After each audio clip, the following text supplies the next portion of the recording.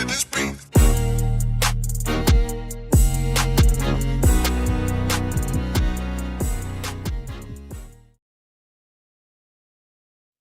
Welcome to another episode. Welcome to another episode of Gamecocks Talk with Captain Will. I am your man, Captain Will. Make sure you like, make sure you share, make sure you subscribe to Gamecocks Talk with Captain Will so I continue to bring you the gospel Gamecocks every single day. Thank you for tuning in. I appreciate the love. Thank you. It doesn't go unnoticed. I appreciate every time y'all turn on y'all computer, tablet, phone, TV, whatever the case may be, and chopping it up with your man, Captain Will. We got a good one today, y'all. I said we got a good one today. Y'all, we talking about South Carolina women's basketball team and filling the roster gaps for the class of 2026. We're gonna be losing a lot after this upcoming season. Let's be clear with that. We're gonna be losing a lot of players, a lot of talent, a lot of minutes, a lot of stats from this 2025-26 season roster. So we got to hit home runs in this 2026 recruiting class. The top prospects in women's basketball are being recruited by every top level talent. Every top level talented basketball team across the country. We're talking about the UConns. We're talking about the UCLAs. We're talking about the Notre Dames, the Southern Cals. You're talking about the LSUs. All these top teams are recruiting the same players that South Carolina is, the three-time national champions. So this video is going to break down the players that I believe the general manager of South Carolina women's basketball team, unofficial, of course, needs to get in order to change the trajectory of all this talent leaving. So we got to hit some home runs. We got to do this thing. And the talent that will be coming to this 2026 recruiting class will join an already stacked roster coached by the one and only the Dawn Staley. South Carolina women's basketball team is already a powerhouse, has been a powerhouse for quite some time, years and years. I mentioned a lot about a three-time national champions, but that could have easily been 5-time national champions if the ball would have bounced our way and if COVID wouldn't happen. We're talking about 5-time champions. But despite that, we ain't done yet. We just get started. You got Dawn Staley who signed an extension. She ain't going nowhere. She's gonna be here for several more years, hopefully forever. I can dream. I can live like that. She's doing a book tour, and if you have not gotten her book, Uncommon Favor, make sure you do. I have the audio version. I listen to it like a podcast. Because we have to support our own. And she's definitely one of our own. The Queen of South Carolina, head coach Dawn Staley. Support her. Go get that book. Shout out to her. The players that we could potentially get for this 2026 recruiting class to push this basketball team to even greater heights than it's already been. I believe completely in this recruiting class. This is a very good class.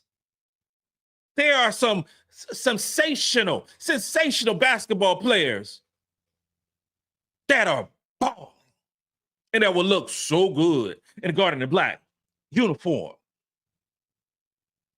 Before we jump into that, the season that we just had, historic by a number of reasons, and it's more so historic because of the longevity and historic for the consistency of our basketball team. Another Final Four appearance. You can go and mark it down right now. Final Four, Phoenix, Arizona. Go and mark it down. You can say what South Carolina did now, and this is legacy that we've been rocking with. Say Death, Taxes, and South Carolina been in the Final Four. Go ahead and book your room. It's a wrap. That's going to happen. That basketball team, which had multiple players drafted into the WNBA, Tina Pow, Breezy Hall, Sanaya Fagan, you know, and then it's returning so many talented players and have incoming players who has unbelievable resumes. This team is so good. So good. But we can add some players in 2026 class. Make no mistake about that. That we can add some players. I mean, the 2025 class was dope. I mean, just good. With Isla McDowell and Agat McCurr. But this 2026 class is one to watch because of the quantity and quality of players. If we talk about the top prospects on the radar for the South Carolina women's basketball team, what I'm going to mention is the players that has trimmed down their list, so to speak, and mentioned South Carolina in the top 16, top 15, top 10, top 5. Those are the players I'm going to mention. I'm not going to mention the players who has not trimmed their list down, who have not gave an indication of where they potentially might go. But these are the players that I'm looking at. And as your unofficial general manager, I got a keen eye to what we need on this basketball team. So first off, we're talking about who's third ranked in the ESPN Hoop Girls recruiting rankings. Her name is Olivia Bukasa. Olivia Bukasa. Big O.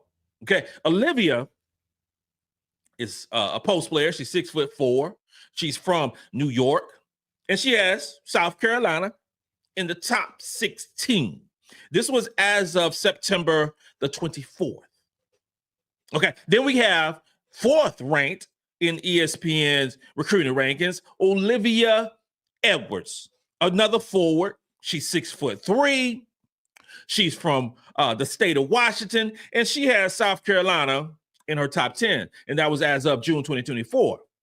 There was a awesome showcase with Olivia Edwards, who's, like I said, fourth ranked in the recruiting rankings in the class of 2026, and her basketball team, her AAU team, was going head up against Kalina Smith, who's number 1 ranked in the class of 2027, point guard extraordinaire, shooting guard, however you want to call her. I already call her a better version of Hannah Hidalgo, and I believe that she's the best high school basketball player right now in the country, probably in the world. But they went head up. I want to say that Kalina Smith had like 22 and Olivia Edwards had like 29. And what I loved about Olivia Edwards was, since we're talking about her for class of 2026, I love her ability to go out to the 3-point line and knock them down. We always hear so much about her ability to rebound or dunk the basketball or block shots, but that girl can shoot. She can shoot the ball, y'all. She really can. Another player, 6th ranked, McKenna Willisco, got a gold medal last summer. Tore ACL in January, I should say.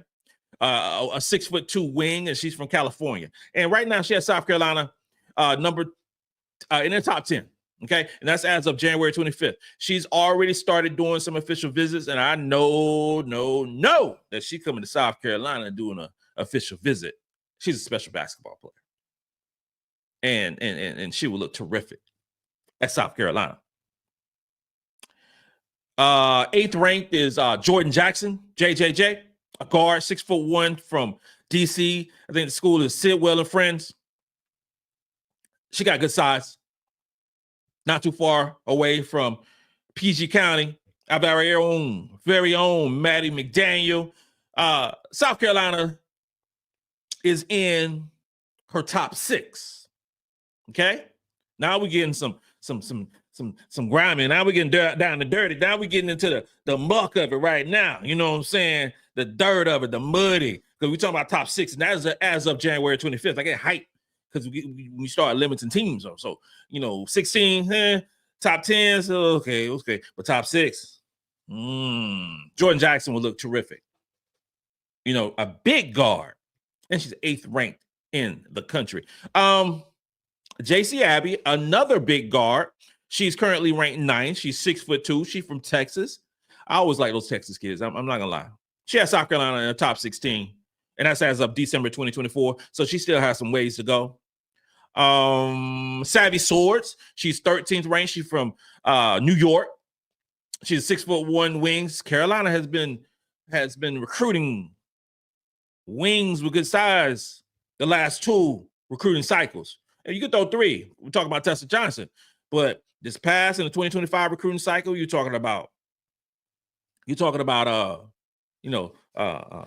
McCurry, and you're talking about Isla McDowell. Those 2 gonna be so good for South Carolina. Now you're talking about Savvy Swords, who's been recruited, and Carolina's in her top 5, and that's as of February 2025. That's good for us. 13th ranked. Savvy Swords is top. I mean, come on.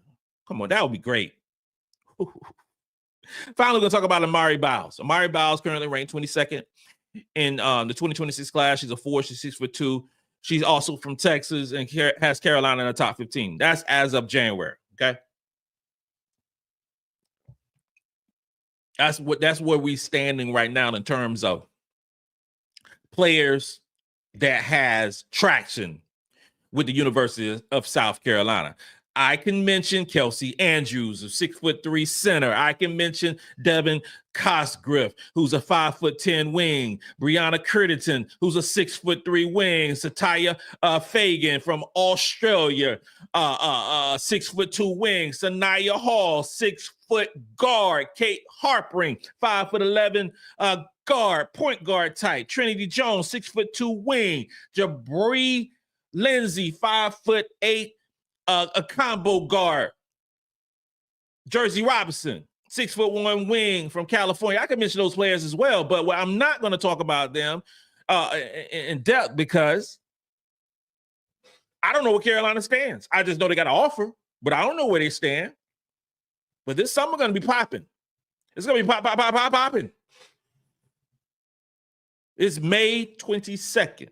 There are going to be players that are going to be trimming the list. They're going to be making official visits. It's going to be so great for Gamecock fans because, again, we need players for the 2026 class because Raymond's going to be gone. Latson's going to be gone. Okay, Chloe, Medina Ogat, Miriam Dada. We don't know what's going to happen with Ashlyn Watkins. We have several players that are going to move on. So we need players. We need a point guard. We need a shooting guard. We need a couple of wings, and we need a couple of post players. Will we get them all in this recruiting cycle? I'm not sure. What I do know is we need numbers, but those numbers got to be talent. They got to be some talented players. And the players that we talked about are all top level talent. We're talking about 5-star recruits who are going to be McDonald's All-Americans, going to lead their teams to various state championships and such. Those players are game changers, but make no mistake about it. Like I mentioned earlier, there are so many teams that will be and are recruiting the same players that we are. It's tough. Recruiting is a business, especially with NIL now. So we're not going to get all the players that we want. You know, that's why you cast a wide net and you see what you can catch. Yeah, you have to send out so many offers because so many other teams are doing the same thing. But it comes down to building relationships at when these kids were younger. Continue those relationships and having proven resumes. So these kids know exactly what they're going to get into. These kids and these parents know exactly what they're going to get into if they come to the University of South Carolina. You're going to work hard. Nothing's going to be given to you. And you're going to win championships. Sounds good to me. Sounds good to me. That's the strength of the South Carolina women's basketball team. The coaching staff is elite. You playing in front of 17,000 fans. We have a winning culture. Everything is great in that regard for the South Carolina women's basketball team, the three-time national champions. Let's keep it real. Keep it real. If we discuss the players on this day, May 22nd, 2025, who I think would fit the mold, and I think will have a Carolina have a good shot at right now. Okay, first one I would say, Savvy Swords. I would say Savvy Swords because we're in our top 5. I mean, it's easy to pick, right? We're in our top 5. That's in February.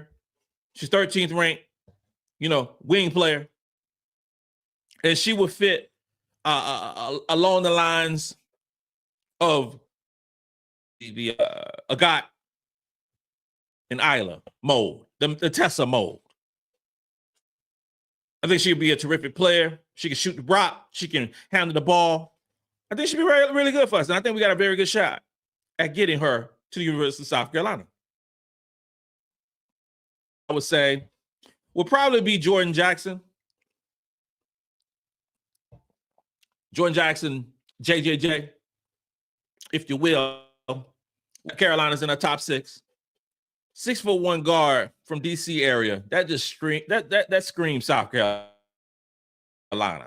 I just can't get out of my. I've said for weeks that I love JJJ. I love her game. I do. And I just can't stop smiling. I can't stop smiling. She would be, this new era of basketball where you got certain teams that shoot. Because she can shoot. She can play defense. That's the cool thing, too. We can recruit a whole lot of basketball players who are average defenders, or we can recruit basketball players who are good defenders who can also score the ball, who's also top-level recruits. I would prefer those type players who can actually defend, who got a little bit of that dog in them. That's what I want. And I believe a player like JJJ is that perfect fit for the South Carolina women's basketball team. We need 2 post players with a quickness. So I want both Olivias. Both of them. We get both Olivias. You talking about rank, 3rd and 4th in recruiting cycle? 6'4", 6'3", can pull up at the 3-point line, can guard, can block shots, can rebound. We're going to be in a situation. We're going to be at it. Ooh.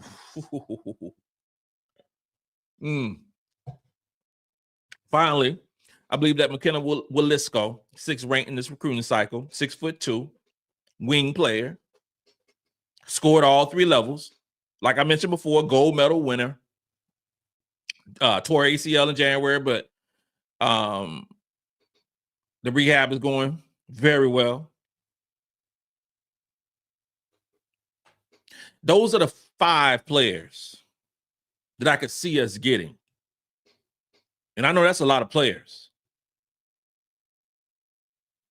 But what we did not mention at this point is a point guard. After this season, 2025-2026 season, Maddie McDaniel will be taking over the reins as a starting point guard for the South Carolina women's basketball team. And I think she's going to have an outstanding year this year and even more so her junior year. But with that being said, you're going to need a player who can play, 15 to 17 minutes next year at the point guard position. That could be a transfer. That could be a high school recruit.